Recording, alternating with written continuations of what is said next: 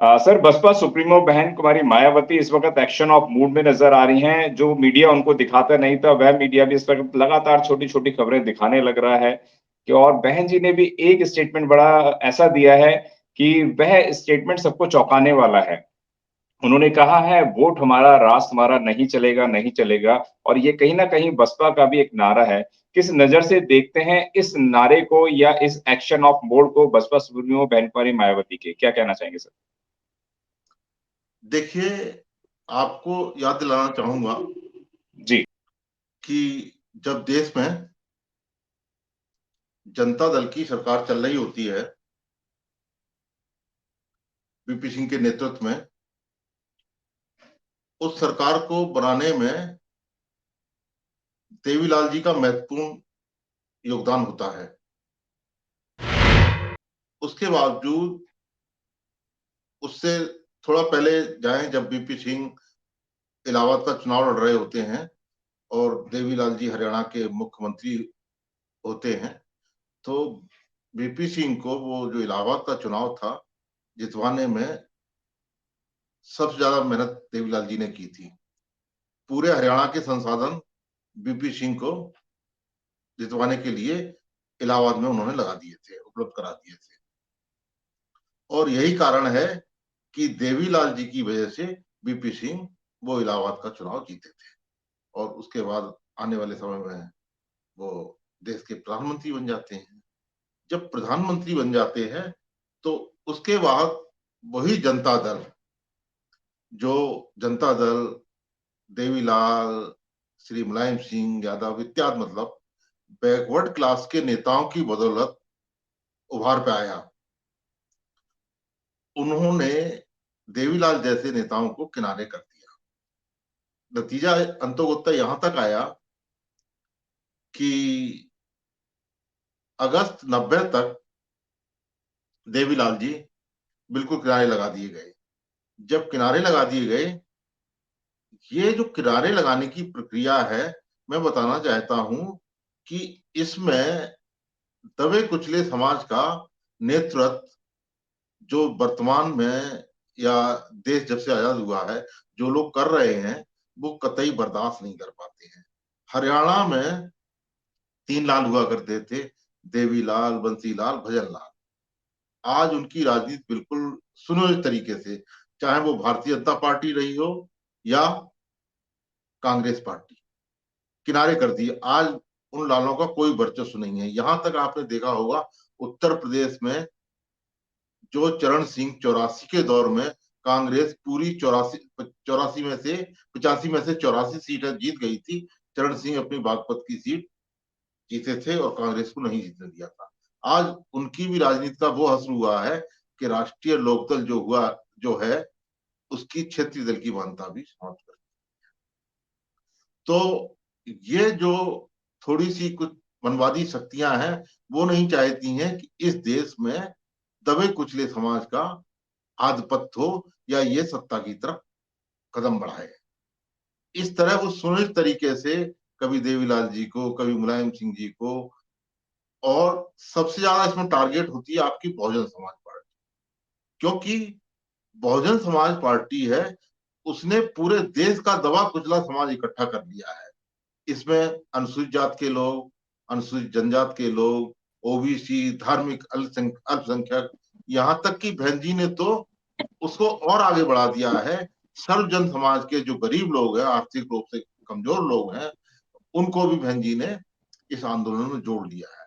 तो बहुजन समाज की जो विचारधारा है वो कहीं बहुत व्यापक हो चुकी है, इतनी व्यापक हो चुकी है, धीरे धीरे ये बातें मुलायम सिंह जी की समझ में, देवीलाल जी की समझ में आने लगी।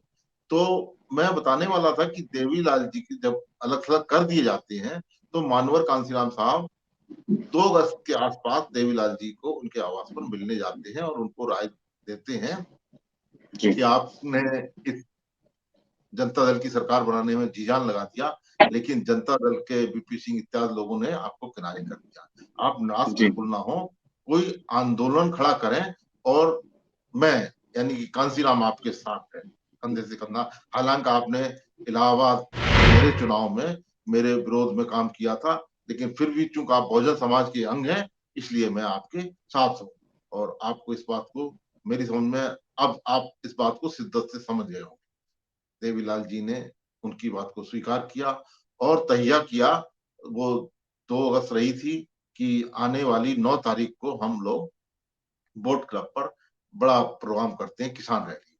9 तारीख इसलिए चुनी गई थी, 90, ये बात 90 की है, क्योंकि 42 में इस देश में 9 तारीख को एक आंदोलन हुआ था, भारत छोड़ो आंदोलन, अंग्रेजों भारत छोड़ो आंदोलन।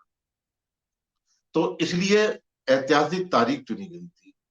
इस ऐतिहासिक तारीख चुनते ही जैसे ही बीपी सिंह को खबर होती है कि देवीलाल जी और कांसीराम जी बोट क्लब पर एक बड़ा आंदोलन करने वाले हैं, तो वो महसूस करते हैं कि अगर ये लोग आंदोलन करेंगे, इनकी वजह से ही हम, देवीलाल इत्यादि की वजह से प्रधानमंत्री बने हैं, देश की हमें जी। कुर्सी मिली है, तो मेरी कुर्सी को खतरा पैदा हो जाएगा। तो जो मंडल कमीशन 10 साल से धूल खा रहा था, आनन फानन में इस आंदोलन के 2 दिन पहले लागू कर देते हैं, लागू कर दिया। इस आंदोलन जी। की धमक को रोकने के लिए कि कहीं ये आंदोलन मेरी कुर्सी ना खींच दे, कि हम लब्बो लबाब फ्री के चक्कर में आ जाते हैं। तो फ्री ये कहां से दे रहे हैं? हमारे देश को कभी मुगलों ने, कभी अंग्रेजों ने गुलाम बनाया। हमारा देश परिपूर्ण है, साधन संपन्न है, और सबसे ज्यादा इसमें जो मेहनत कर लोग हैं वो बहुजन समाज के लोग हैं, और वोट इनके पास ज्यादा है। लेकिन इनको हैंड टू माउथ करके इस हालत में बना दिया है कि ये फ्री को बहुत कुछ समझने लगते हैं, जबकि वो फ्री का नहीं है, वो उन्हीं की मेहनत की, खून पसीने की कमाई है। उसको चूंकि आप सत्ता में आ गए हैं तो उस पर कब्जा आपका हो गया है, तो आप उसे रेवड़ियों की तरह बांट रहे हैं फ्री। तो फ्री फ्री से क्या मतलब है? अगर आप शासक हो जाएंगे तो जो ये रेवड़ियां बांट रहे हैं तो फ्री तो हम भी बांट सकते हैं।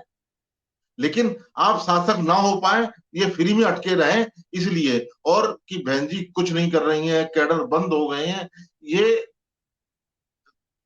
कल जो मतलब मेन स्ट्रीम मीडिया आपको थमा देता है, उसी मुद्दे को आप थाम लेते हैं।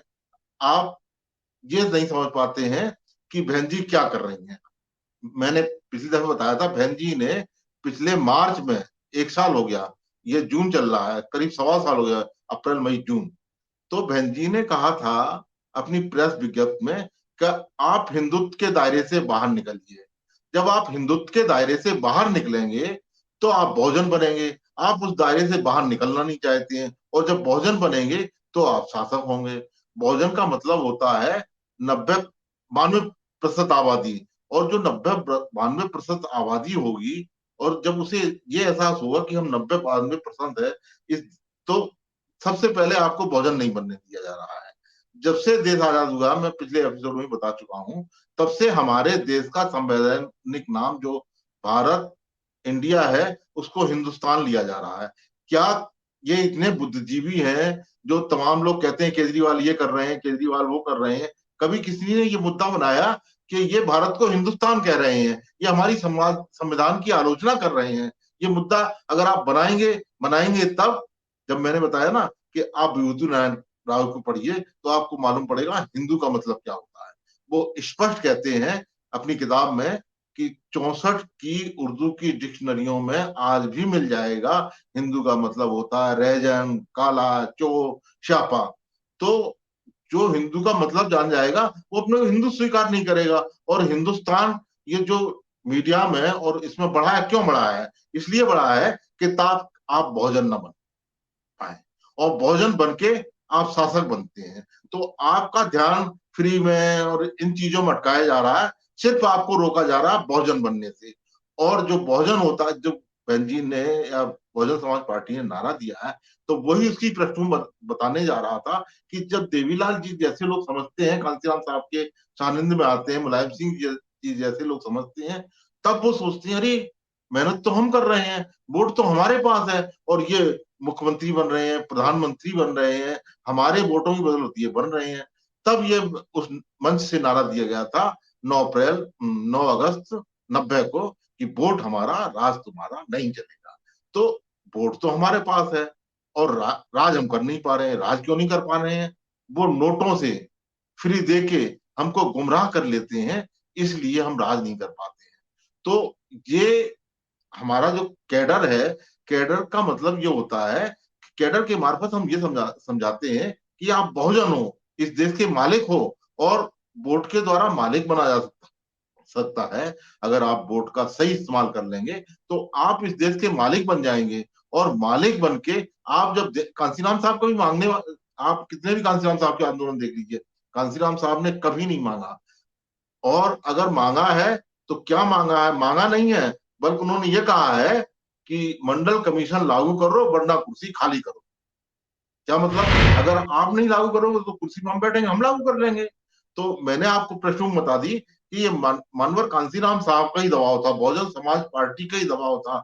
भले ही ये देवीलाल के मार्फत दबाव बना, और देवीलाल क्या बहुजन समाज के अंग है? ये जाट क्या है? बहुजन समाज के अंग है। लेकिन वो अभी समझ नहीं पा रहे हैं कि हम बहुजन समाज के, वो इसलिए नहीं समझ पा रहे हैं, ये जो जाट समुदाय है दिल्ली के 200 किलोमीटर के रेडियस में है। चाहे वो राजस्थान हो, चाहे हरियाणा हो, चाहे पश्चिमी उत्तर प्रदेश हो, इसके बाहर नहीं मिलेगा। तो क्योंकि दिल्ली के इर्द गिर्द रहने के, और दिल्ली सत्ता का केंद्र रही है, तो ये लोग सत्ता के केंद्र में रहे हैं, अपने को शासक समझते हैं, अपने को ये बहुजन नहीं समझते हैं। जैसे जैसे जब लोगों को ऐसा हुआ कि अरे हम तो बहुजन हैं, आप कभी उनको सुनिए जो प्रवक्ता रहे हैं हमारे, उनका नाम धर्मवीर चौधरी, देखिए क्या दमनता से अपनी बात रखते हैं। तो धीरे धीरे शशि शेखर जी बहन जी के सचिव रहे थे, कितना बहन जी ने उनको मान सम्मान दिया, अब इस दुनिया में नहीं रहे। तो धीरे धीरे जो लोग समझते जा रहे हैं कि पंजाब में किससे समझौता हुआ, अकाली श्रोमणी अकाली दल से हुआ, वो अब हमारी विचारधारा को समझ रहे हैं। तो देश में हमारी विचारधारा बड़ी तेजी से बढ़ रही है। इस विचारधारा को रोकने के लिए भारत को हिंदुस्तान कहा जा रहा है, और इसका कोई भी विरोध नहीं कर पाता है। आप भी बातों बातों में आपके सामने लोग कह देते हैं अरे हिंदुस्तान हिंदुस्तान। ये बताइए कि हिंदुस्तान कहाँ है? कहीं हिंदुस्तान का नक्शा बिकता है? जब हमारा संविधान लागू हो गया तो जो भारत को हिंदुस्तान कहता है, सही मायने में तो वो हमारे संविधान का विरोध करता है। हमारे देश का नाम भारत है, और आप जानते हैं भारत को हिंदुस्तान कौन कहते हैं? ये भारत को हिंदुस्तान वो कहते हैं जो यात्रा करते हैं भारत जोड़ो, उसमें भारत का नाम नहीं होता है। 30 मिनट की स्पीच में 35 बार हिंदुस्तान बोला जाता है, और आप रोक नहीं पाते हो। आप कहते हो अरे वो हमको फ्री दे, उन्होंने हमें रिजर्वेशन दिया, उनके द्वारा हम यहाँ पहुंचे। उनके दल्ले आपको बताते हैं अरे उन्होंने ये किया वो किया, लेकिन वो ये नहीं जानते हैं कि उन्होंने कभी आपका रिजर्वेशन पूरा नहीं किया आज तक।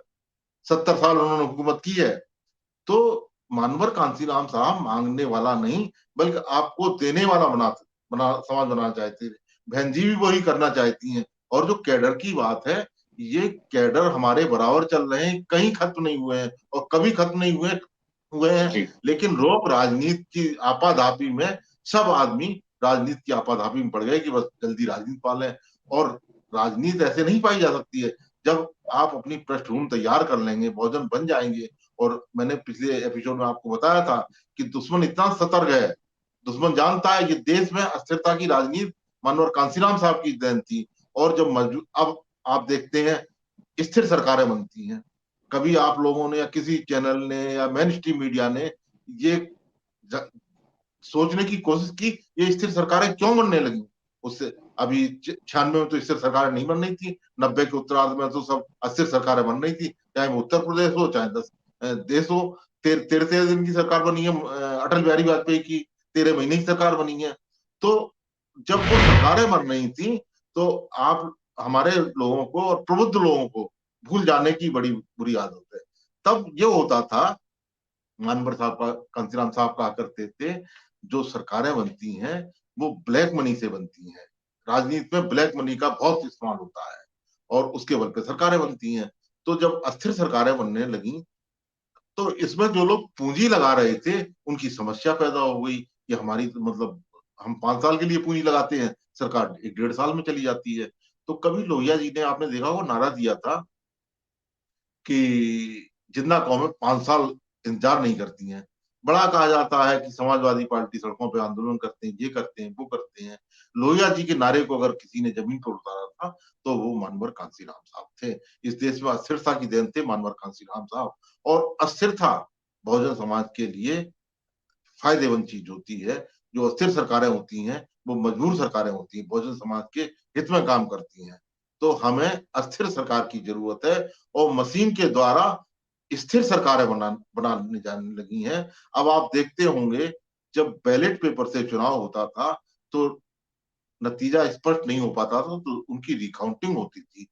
आपके यहाँ वीवीपैट मशीन लगा दी गई है, लेकिन वीवीपैट की कभी भी काउंटिंग नहीं की जाती है, न्यायालय भी नहीं कर पाता है।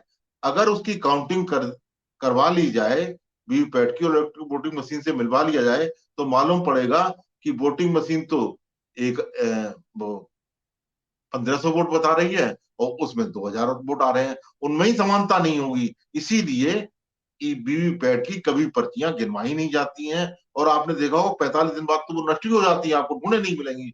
तो ये जो सरकारें बन रही हैं, इसमें हमें मुद्दे ये उठाने चाहिए। हम मुद्दे उठाते हैं कि केजरीवाल जी ये कर रहे हैं, पंजाब में आम आदमी पार्टी ये कर रही है। पंजाब के आम आदमी पार्टी के आप देखते होंगे हर हफ्ते पूरे पेज के विज्ञापन निकलते हैं, पूरे पूरे पेज के। और आज हमारी पार्टी की ऐतिहासिक तारीख है, 3 जून है। किसी पेपर में, आपने अखबार में विज्ञापन देखा, और हमारे ही सोशल मीडिया वाले कहते हैं कि बहन जी पे तो बहुत पैसा है, भाजपा के पास अगर किसी पार्टी पे पैसा है तो बहुजन समाज पार्टी पे है। अगर बहन जी पे बहुत पैसा होता और इतनी हैसियत होती तो आज देश के पूरे अखबारों में विज्ञापन होते कि आज सामाजिक परिवर्तन दिवस है। आज से 28 साल पहले बहन जी उत्तर प्रदेश की मुख्यमंत्री बनी थी। रिलीजियस माइनॉरिटीज को साथ लिया है, धार्मिक अल्पसंख्यकों क्यों लिया है? इस देश का जो धार्मिक अल्पसंख्यक है, चाहे वो सिख हो, चाहे ईसाई हो जी या मुसलमान हो, उसमें 80% आपके शेड्यूल कास्ट, बैकवर्ड, अनुसूचित जात इस समाज का है। लेकिन वो इतने पहले बन चुका है कि वो भूल चुका है। अभी मैं आपको बताना चाहूंगा, 40 साल पहले केरल के मीनाक्षीपुरम में बड़े पैमाने पर शेड्यूल कास्ट वाले लोगों ने धर्म पर प्रदर्शन जी किया था। अभी 40 साल हुए हैं, 40 साल और हो जाने दीजिए, उनकी तीसरी जी पीढ़ी आ जाएगी तो भूल जाएंगे कि हम कभी क्या थे, वो अपने मुसलमान मानेंगे। तो इस देश का मुसलमान, सिख, ईसाई मूल रूप से 80% बहुजन समाज का व्यक्त है। और ये बहुजन समाज अगर अपने को बहुजन समाज मान ले, मुसलमान बहुजन समाज मान नहीं रहा है, सिख बहुजन समाज मान नहीं रहा है, लेकिन मानता कब है? जब देखता है कि हरियाणा के तीनों लाल लापता हो गए, देवीलाल, भजनलाल, हरियाणा की जाटों की राजनीति खत्म हो गई, उत्तर प्रदेश में जाटों की राजनीति खत्म हो गई, तब वो एहसास करता है। और उस एहसास करने में उसे बहुत देर हो जाती है। इसलिए ये जो सोशल मीडिया हमारे हाथ आया है, और हम सोचते हैं कि मीडिया से बड़ी क्रांति कर लेंगे, क्रांति नहीं हो पा रही। क्यों नहीं हो पा रही? अभी मैं पढ़ रहा था, एक पत्रकार है कोई उर्मिलेश जी, तो वो लिख रहे हैं कि पहले, मैं कोई उत्तेजक बात नहीं कहता हूँ, पहले मेरी पोस्टें 8-8, 10-10 हजार लाइक आते थे और 1000 कमेंट कमेंट आते थे। अब अचानक डालता हूं तो वो 76 लोग नहीं पढ़ पाते हैं, तो पढ़ नहीं पाते हैं। यहाँ पर भी जो की पॉइंट पे लोग बैठे हैं, वो मनवादी व्यवस्था के लोग बैठे हैं, वो आपको रोका जा रहा है। आप सोच रहे हैं सोशल मीडिया से हम पार पा जाएंगे, या इससे आप नहीं पा पाएंगे। आप कैडर बेस पे ही पार पा पाएंगे, और कैडर बेस पर अपने नातेदार, रिश्तेदार, 2 मौके आपके जीवन में बहुत बड़े होते हैं, एक शादी ब्याह का और एक डेथ का। इसमें आप अपनी बात को शिद्दत के साथ रख सकते हैं, और यही जो हमारी बात शिद्दत के साथ रखी जाती है मौकों जी पर, वही कैडर होता है। लोग कह देते हैं कैडर खत्म हो गया, कैडर कभी खत्म नहीं हुआ है। ये एक अफवाह उड़ाई जा रही है कि कैडर खत्म हो गया है। मैं तो पिछले 3 साल से लिख रहा हूँ, तो तब तो कोई कैडर की बात नहीं थी। तो मैं जो लिख रहा हूँ वो कैडर की बात लिख रहा हूँ, और लोग मुझे जान रहे हैं, वो कैडर के नाते ही जान रहे हैं। कैडर कभी खत्म नहीं होता है, और न कभी खत्म होगा, और न बहन जी ने कभी खत्म किया। लोग बहन जी को बदनाम करने के लिए इस तरह की बात करते हैं। आज राष्ट्र में बहन जी से बड़ी कोई नेता नहीं है। लेकिन कल आपने देखा होगा, बहन जी ने एक ट्वीट किया है, और जो ट्वीट किया है उसको हमारा सोशल मीडिया लेके उड़वागा कि बहन जी ने तो राहुल गांधी का समर्थन कर दिया। कोई बताए वहां बहन जी, कहाँ बहन जी राहुल गांधी का समर्थन करती हैं? कभी मीडिया लेके उठता है बहन जी भाजपा की भी टीम बन गई है, तो कभी वो भाजपा के साथ बहन जी खड़ा कर देता है, कभी कांग्रेस के साथ खड़ा कर देता है। अरे बहन जी हुकूमत बनाने वाली है, बहन जी इस देश में सरकार बनाने वाली है, उनको ये क्यों भाजपा और कांग्रेस के साथ पिछड़कू बनाया जाता है? बहन जी किसी की पिछलग्गू नहीं है, बहन जी के पास बहुजन समाज है, बहन जी के पास वोट है। तो इसके साथ एक नारा दिया था, जीतेगा भाई जीतेगा, वोटों वाला जीतेगा, हारेगा भाई हारेगा, नोटों वाला हारेगा। पिछली बार मैंने बताया था, तमाम लोग जैसे मेरे माताजी पिताजी हैं इस दुनिया में नहीं है, उनका वोट है। मैं इस दुनिया में हूं, मेरी पत्नी इस दुनिया में, उनका वोट नहीं है। तो इस पे कौन सवाल उठाया? कोई मीडिया उठाता है सवाल कि तमाम, जब इलेक्शन होता है तब तो बड़ा चर्चा होती है, अरे कॉलोनी के नाम काट दिए, गांव के नाम काट दिए। लेकिन जब चुनाव आता है तब बस ये चर्चा होती है, भाजपा बढ़ रही है, कांग्रेस बढ़ रही है, कांग्रेस ने कर्नाटक में सरकार बना दी, आम आदमी पार्टी ने पंजाब में सरकार बना ली, ममता बनर्जी ने वहां पर बंगाल में सरकार बना ली। तो ये सरकारें कैसे, ये वो नहीं बना रही हैं, ये मशीन बना रही है सरकार। अब आपको मैंने बता दिया, जब मेरे जैसे लोगों का वोट काट दिया जाता है तो आम जी आदमी जो गांव में रहता है भोला भाला भर, और मैं वोट बनवा नहीं पा रहा हूँ।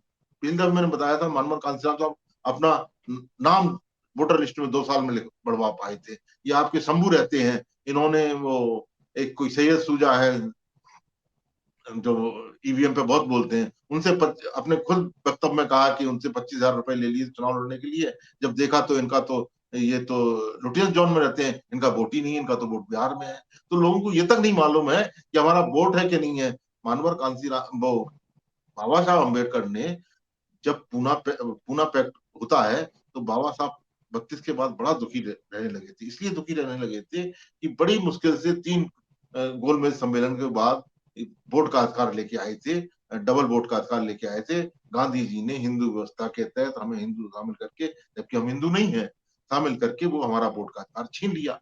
जी जब वोट का अधिकार छीन लिया तो बाबा साहब हताश हो गए। उसके बाद बाबा साहब 18 साल तक दुखी रहे थे, सन 50 तक। जब उन्होंने संविधान बना लिया और आपको वोट का अधिकार दे दिया, तब बाबा साहब के चेहरे पे मुस्कान आई थी। और बाबा साहब की कल्पना थी कि सन 50 में संविधान लागू हो गया है, 80 तक ये लोग वोट की कीमत समझ जाएंगे। और हम 80 क्या, आज तो 75 साल हो गए, हम अब तक नहीं, देश की आजादी को आज तक वोट की कीमत नहीं समझ पाए हैं। तो हमारे वोट काट दिए जाते हैं मशीन से। पहले वो बूथ कैप्चरिंग होती थी, आज मशीन मशीन हमारे वोट को कैप्चर कर रही है और हम बोल नहीं पा रहे हैं। तो ये सरकारें, ये सही मायने में आपने देखा होगा 90 का जी दौर, उसमें सरकारों के नजदीक आप पहुंच गए थे। तो बहुजन समाज पार्टी को रोकने के षड्यंत्र हैं, और इन षड्यंत्रों में हम इस्तेमाल हो रहे हैं, और हम ये भी नहीं समझ पा रहे हैं कि हम इस्तेमाल हो रहे हैं। हम सोचते हैं कि हमें मान मिल रहा, सम्मान मिल रहा है। हम जी उनके मुद्दे उठा रहे हैं कि आम आदमी पार्टी, अरे कभी ये भी देखिए आम आदमी पार्टी की दिल्ली में क्या हालत है। आदमी की लोगों की, कभी उन्होंने राज्यसभा में किसी दलित को भेजा? आम आदमी पार्टी ने। हम ये तो बड़ा उठा लेते हैं कि, और ये सरकारें किन के बदल बनती है? बहुजन समाज के बदल बनती है। बहुजन समाज का कितना ख्याल रखते हैं? आपके पहले संदीप जी को किनारे कर दिया, आज राजन पाल को किनारे कर दिया। ये मुद्दे नहीं उठाते हैं आप। ये मुद्दे तो उठाने वाले ये है कि ये राजेंद्र यादव संदीप की बदौलत ये सरकारें बन रही हैं, उनको जी जब चाहते हैं किनारे कर देती है। और ये लोग भी इस चीज को नहीं समझ पाते हैं, क्योंकि अब सरकार में बन गए, मंत्री बन गए, तो समझते हैं कि हम तो वो, इनको दरअसल समाज को, जिनको जिम्मेदार, जी जैसे कहा जाता है पे बैक टू सोसाइटी, तो ये पे बैक टू सोसाइटी केवल आरक्षण वालों की जिम्मेदारी नहीं है, ये जो बड़े बड़े लीडरान बन गए हैं उनकी जिम्मेदारी है।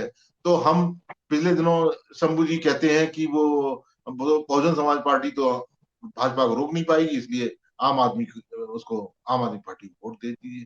अरे हम इन्हीं को वोट देते रहेंगे तो बहुजन समाज पार्टी की सरकार क्यों, कब बनाएंगे? क्या आपने, मतलब आप खुद, मतलब बहुजन बहुजन करके बहुजन समाज पार्टी को कमजोर कर रहे हैं। तो हमें आत्मविश्वास होना चाहिए। कांसीराम साहब में आत्मविश्वास था, और बहुजन बनाने के लिए उन्होंने देवीलाल जी को, मुलायम सिंह जी को सबको इकट्ठा कर लिया था। जब तक इनकी समझ में आई बात, बाद में मुलायम सिंह की समझ में बात नहीं आई। यही आपको मैं बताना जी चाहता हूँ जी कि पार्लियामेंट की बड़ी बात होती है। मनवर कांसीराम साहब के आंदोलन को अभी समझा नहीं गया है। मनवर कांसीराम साहब ने 25 दिसंबर 82 से लेके 26 जनवरी, 25 दिसंबर बड़ी ऐतिहासिक तारीख होती है, मनुष्य स्मृति दिवस होता है। उससे लेके जब संविधान लागू होता है, 1 महीने का पूरे देश भर में पीपुल्स पार्लियामेंट के प्रोग्राम चलाए थे। और पीपुल्स पार्लियामेंट के द्वारा वो पूरे देश को ये बताना चाह रहे थे, जो देश की एक बड़ी आबादी है, 52%, जिसको मंडल कमीशन बताता है, उसका उसकी स्थिति सन 80 में ये थी कि उसके पार्लियामेंट में 8% मेंबरान नहीं थे।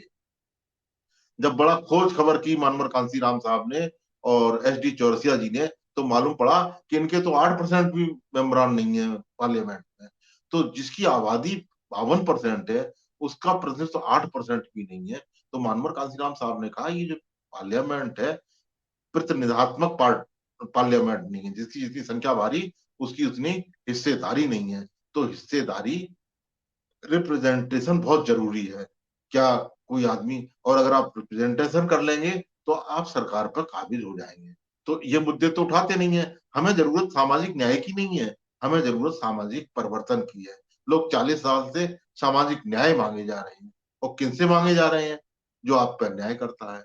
तो अन्याय करने वाला भला आपको न्याय क्यों देगा? आपको जरूरत सामाजिक परिवर्तन की है, और वो परिवर्तन आप वोट के द्वारा कर सकते हैं।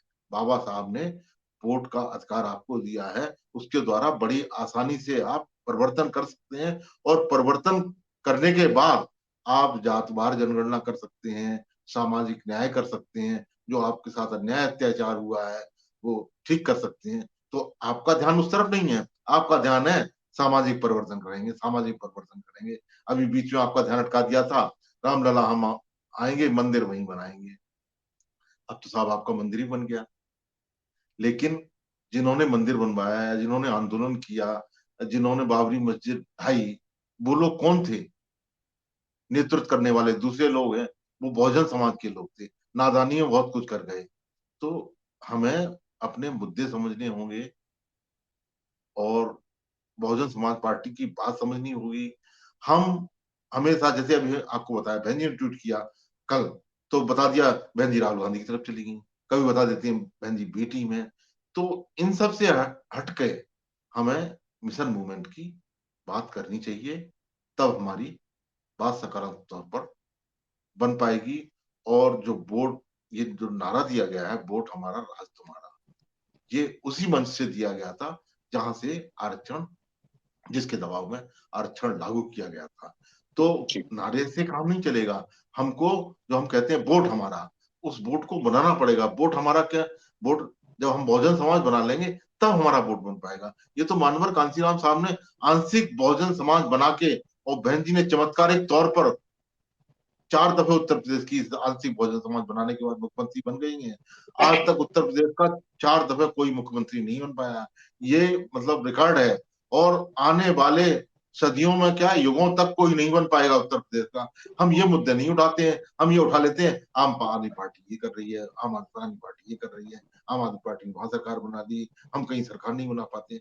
अरे सरकार तो हम तब बना पाएंगे, पहले बहुजन समाज बनाना जरूरी है। मनोहर कांसीराम साहब ने जिस दिन पार्टी बनाई थी, उस दिन बहुजन समाज पर जोर दिया था। ये पार्टी तो कोई भी बना सकता है, लेकिन बहुजन समाज बनाना बड़ी बात है। और बहुजन जी समाज कैसे बनेगा, मैं बताने वाला था। मनोहर कांसीराम साहब 80 में बता रहे थे कि पार्लियामेंट में 8% बैकवर्ड क्लास के लोग नहीं है।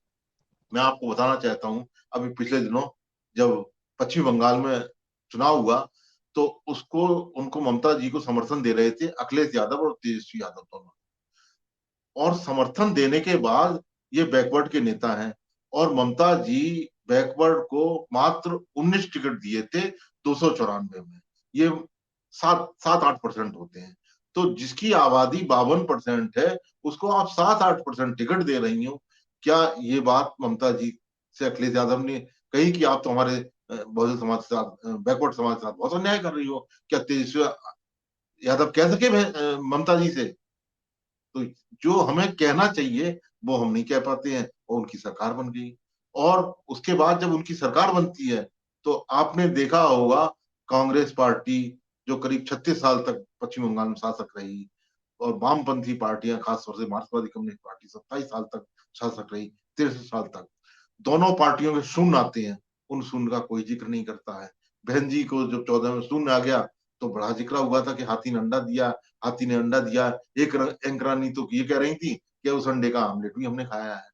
लेकिन उसी अंडे के सामने जब बहन जी ने एक डंडा लगा दिया, और डंडा लगा के 10 में परिवर्तित कर दिया, और वो 10 परिवर्तित ये था कि आज मतलब इस 17वीं लोकसभा में 10 सीट की किसी की बढ़ोतरी नहीं हुई, केवल बहुजन समाज पार्टी की बढ़ोतरी हो रही है। तो हम अपने मुद्दे, अपनी बहन जी का नेतृत्व, अपनी बहुजन समाज पार्टी की बात नहीं रख पाते हैं, हम इसमें उलझ जाते हैं। और मुझे तो शर्म आती है उन लोगों से जो कल कह रहे थे, चैनल चला रहे थे, और वो ज्यादातर सोशल मीडिया वाले थे, कि जो कह रहे थे कि बहन जी ने राहुल गांधी के समर्थन में बयान दे दिया। जरा उस ट्वीट को आप लोग पढ़ के देखिए, कहाँ बहन जी ने समर्थन किया है। और कभी बता देते हैं बहन जी भाजपा की बी टीम है। ये ए बी टीम जो है, ये सब फार्मूला मनमोहन कांसीराम साहब ने सिखाया था। कांग्रेस जो है वो भाजपा की बी टीम है, और कभी वो बी टीम भाजपा बन जाती है जब कांग्रेस कांग्रेस शासन में होती है। तब आप सत्ता में ना पहुंच पाए, इसलिए आपका ध्यान बटाने के लिए कि आप कभी राहुल के, अरे इन लोगों को अगर आप सत्ता में पहुंच जाएंगे तो ये लोग आपसे मांगते हुए नजर आएंगे। मनमोहन कांसीराम साहब आपको देने वाला बनाना चाहते थे, आप हाथ ऐसे करे हैं, मांगने वाले हैं। कब आप देने वाले बनेंगे? और बहुजन समाज बनने का मतलब ये है कि आप देने वाले बन गए। आपके सामने कोई चुनाव जीत नहीं पाएगा। मैंने पिछली दफे भी बताया था कि आपकी इतनी बड़ी ताकत बन चुकी है आंशिक बहुजन समाज बनने से ही। आपने देखा हो कि मनोहर कांशीराम साहब ने मुलायम सिंह जी से समाजवादी पार्टी बनवाई थी, उस दिन के बाद उनकी समाजवादी पार्टी राष्ट्रीय नहीं बन पाई है। दुख की बात है। अगर वो धोखा न देते या बहकावे में ना आते तो आज उनकी समाजवादी पार्टी भी राष्ट्रीय हो जाती। और जैसे उनकी समाजवादी राष्ट्रीय पार्टी भले ही नहीं बन पाई है, लेकिन मानवर कांसीराम साहब का फार्मूला बहुजन बनाने का पूरी तरह सफल है। आपने देखा होगा उत्तर प्रदेश ब्राह्मण मुख्यमंत्री के लिए तरस दिया है, जब से मानवर कांसीराम साहब ने मुलायम सिंह जी से समाजवादी पार्टी बनवाई है और उनको अपने साथ मिलाया है तब से। तो अगर जैसे जैसे हमारे ये बड़े नेता समझ जाएंगे कि हम बहुजन समाज के हैं, वो बहुजन समाज के हैं लेकिन गुलामी में लिप्त हैं, वो समझ नहीं पा रहे हैं। मैंने एक उदाहरण दिया आपको कि पश्चिम बंगाल में तेजस्वी यादव और ये अपने अखिलेश जी दोनों ममता बनर्जी को समर्थन करते हैं। उन ममता बनर्जी को समर्थन करते हैं जो ममता बनर्जी 135 टिकट खा जाती हैं बैकवर्ड क्लास के। इसी तरह मुसलमानों के साथ करती हैं। पूरे देश में हर जगह मुसलमान, बैकवर्ड, शेड्यूल कास्ट, इन्हीं की आबादी से देश भरा पड़ा है और यही सरकारें बनाते हैं।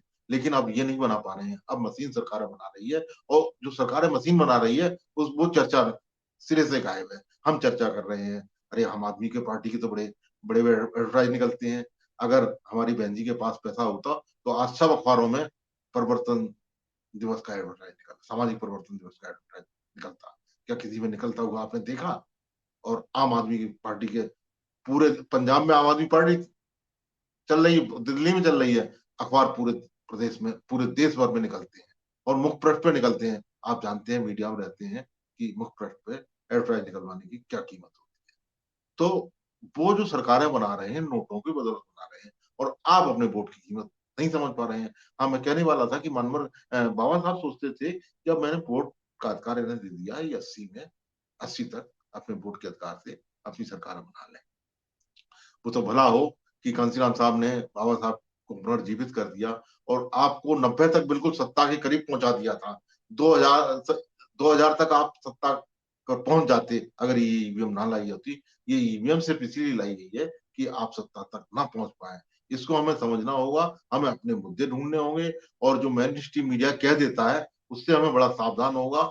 हमको मेन स्ट्रीम मीडिया का कि आम आदमी पार्टी ये कर रही है और वो तृणमूल कांग्रेस ने ये कर दिया, कांग्रेस ने ये कर दिया, इन पर ना ध्यान करके हमें फोकस अपने पे रखना है, बहुजन समाज बनाने पे फोकस रखना है। और बहुजन समाज कैसे बन पाएगा? हमें ऐसे नेताओं को पहचानना होगा जो अपने बैकवर्ड की बात नहीं कर पा रहे हैं और पिछड़े बने हुए हैं। कभी ममता जी के पिछड़े बने हैं, कभी आम आदमी पार्टी के पिछड़े बने हैं। आम आदमी पार्टी, जितनी पार्टियां, आम आदमी पार्टी क्या, सब आपके वोट से सत्ता करती है।